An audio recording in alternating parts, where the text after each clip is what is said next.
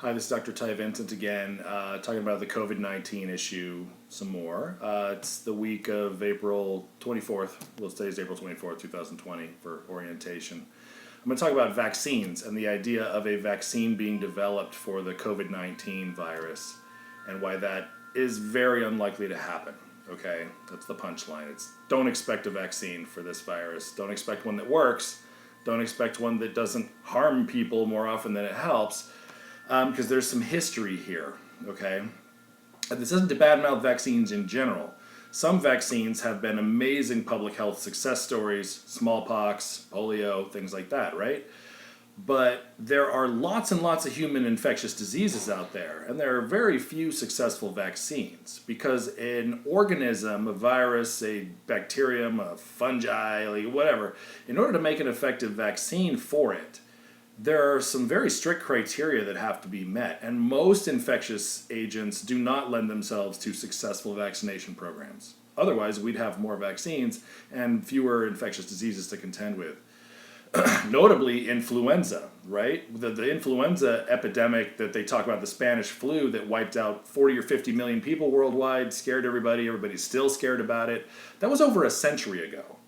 And we've had influenza vaccines for decades now. I don't know how many, 50 years at least, 50 to 70 years we've been doing influenza vaccines. And influenza still kills on average, like 30, 40,000 Americans per year, in spite of a vaccine program, okay? And if you look at the influenza vaccine, it's because the virus mutates so much. That's one reason. One reason is because the virus mutates so much, that it changes every year, and you got to remake the vaccine every year. Well, coronavirus mutates all the time too. There are more than 200 different described strains of coronavirus.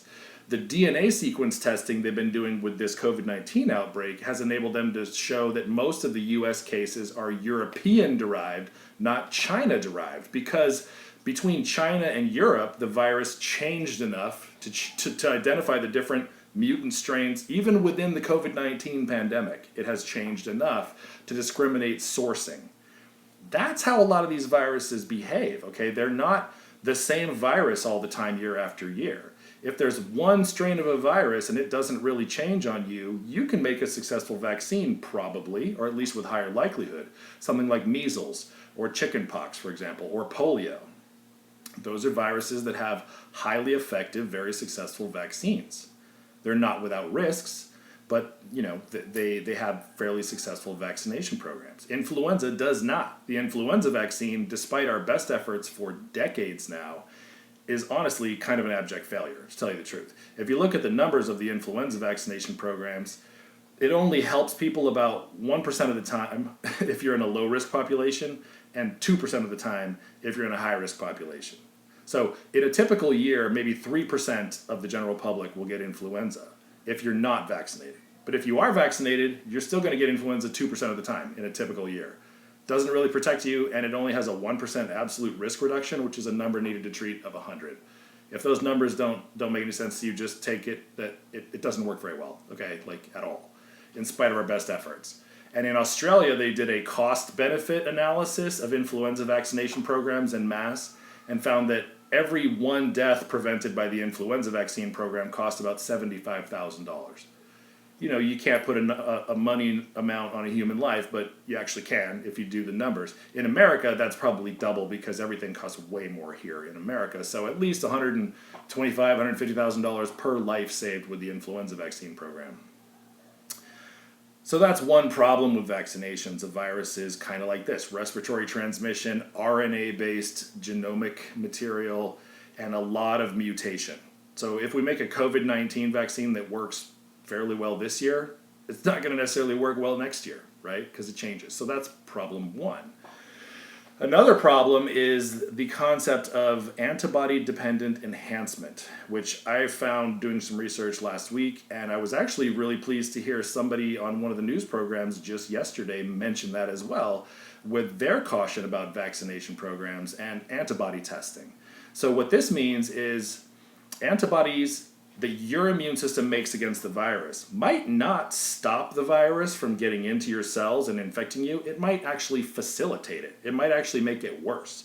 Just like a lock on your door can lock people out, Or the key you can have a key and just open it and let people in. So some antibodies might act like a key that unlocks your cell and allows the virus particles in at a higher level and enhance replication in some cases.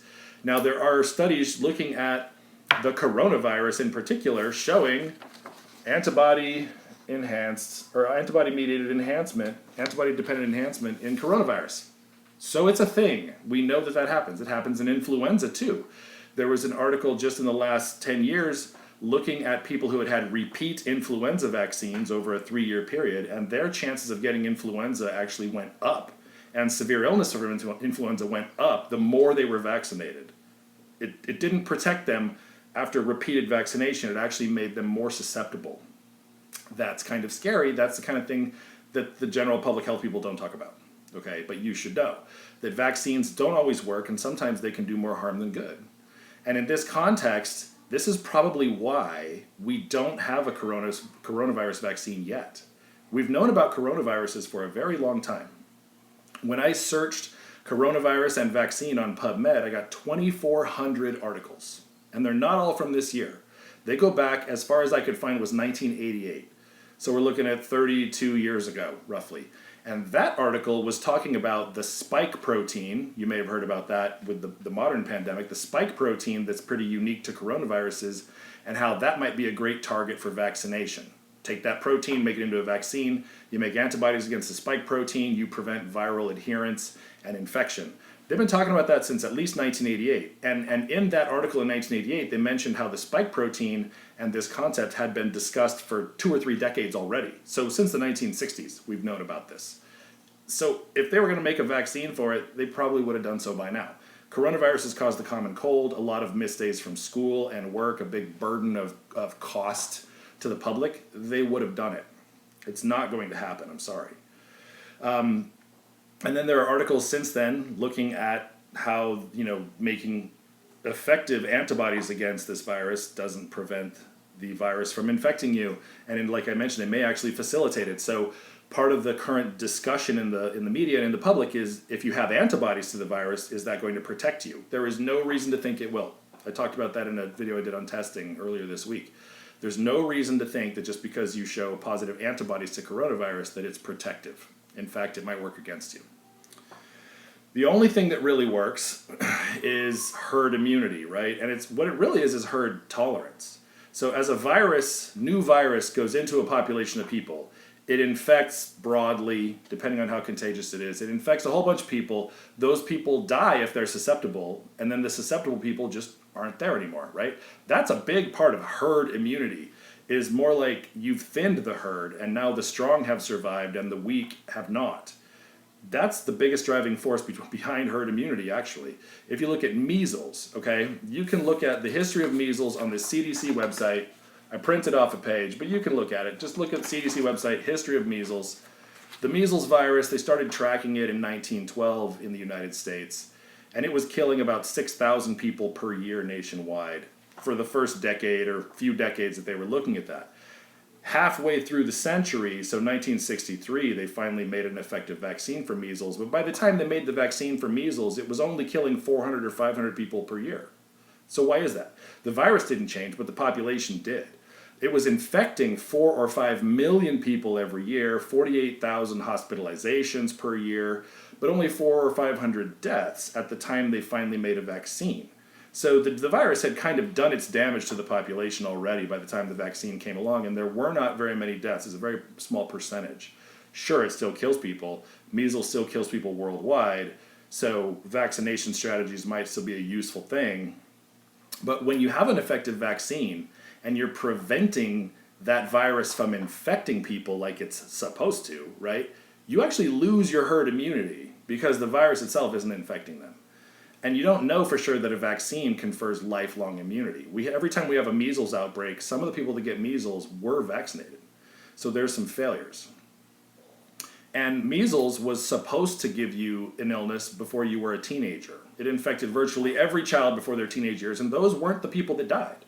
So if you would get the virus when you're young, and your immune system isn't so violently reactive to things, you would have a minor illness. Same thing with chickenpox. If you're my age or younger, if you're in your 30s or younger, you probably got chickenpox when you were a kid and it didn't kill you. Might have left some scars, from the little pockmarks and whatnot, and that's why people didn't like it for the most part. But it had a very low mortality rate overall. But now that you vaccinate for it, you just don't see chickenpox in the community anymore. And if you're not one of the people who got vaccinated, or if you're not somebody who became immune to it, you might get chickenpox as an adult, which can kill you. Like the death rate amongst adults getting primary chickenpox is significant. Whereas if you get it as a child, it's not. And so sometimes interfering with the natural history of a virus and a disease doesn't necessarily benefit you the way you'd like to think in terms of population dynamics. It's a complicated issue. It's a complicated question. And I've probably gone way off the rails down a rabbit trail here on this subject. But look at it this way. In terms of the COVID-19 virus and a vaccine, COVID-19 virus is very similar to the MERS virus from 5 years ago, which was a coronavirus strain out of the Middle East, and the SARS outbreak about 18 years ago, which was another Chinese-derived, I believe it was somewhere out of East Asia, but I think it was China-derived coronavirus then. And everybody was scared about those viruses and talked about the exact same thing. If you look up research from those time periods, you see all this same damn discussion going on about let's make a vaccine, let's make antivirals, and they failed then. What makes you think they're going to succeed now? They're not. It's just not going to happen. This particular virus doesn't lend itself to effective vaccination strategy, and it doesn't lend itself to effective antivirals either. So that's just the way it is. Okay, what's going to happen is this is going to eventually infect 2/3 of the population, and then it will just not be a thing anymore. Because the people who were going to die or get super sick will have done so.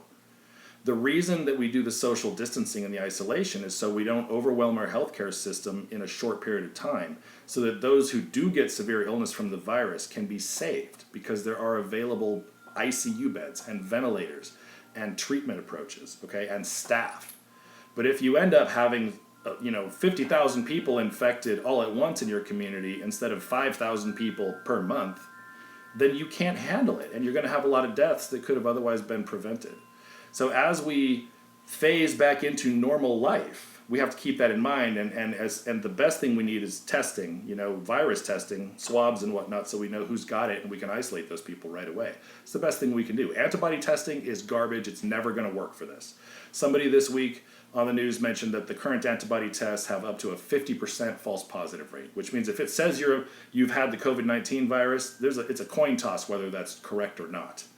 And I would say that it's actually worse than that. They're not even that accurate. They're not even 50% accurate. There's no way. Too much similarity between these viruses. The antibodies can't be that specific.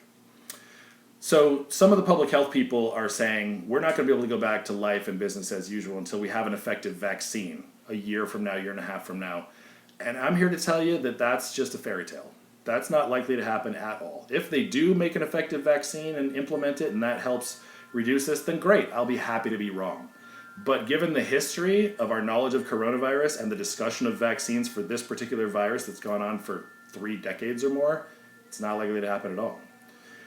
Last thing I'm going to mention on the vaccine front is there's a new concept of vaccination they're talking about with this virus specifically. Just recent articles published and a recent discussion, something they call eye cells. What that is they're going to take human cells, from who I don't know, human cells, and infect them with the COVID-19 virus. And then use those cells to put into you as a way of maybe using that as a vaccine. So a human-derived cell, a whole cell strategy that's been infected with the virus, they're going to then inactivate them with irradiation. So they kill the DNA, the cell can't replicate. They're going to try to wash the proteins off the surface of the human cell so it doesn't cause like this dramatic, transfusion reaction kind of thing with your immune system seen as foreign. And then hope that gives your immune system a really good target to develop effective immunity against the cell. Number one, you're still going to have the problem of antibody-dependent enhancement won't go away with that strategy. Number two, the risks of using a whole cell, foreign cell strategy in a person are very high.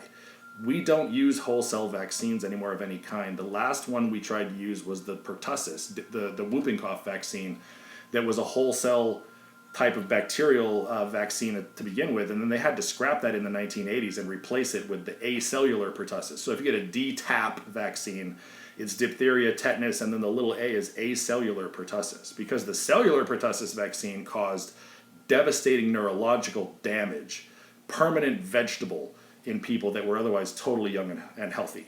Okay, whole cell vaccines are very scary, and I, for one, would not suggest anybody sign up for that study, to tell you the truth. So if somebody is trying to enroll you in a vaccine study, try to find out what the vaccine structure is and what it's like and the history of it, and get some real information about it, because that scares me more than the virus does, to tell you the truth.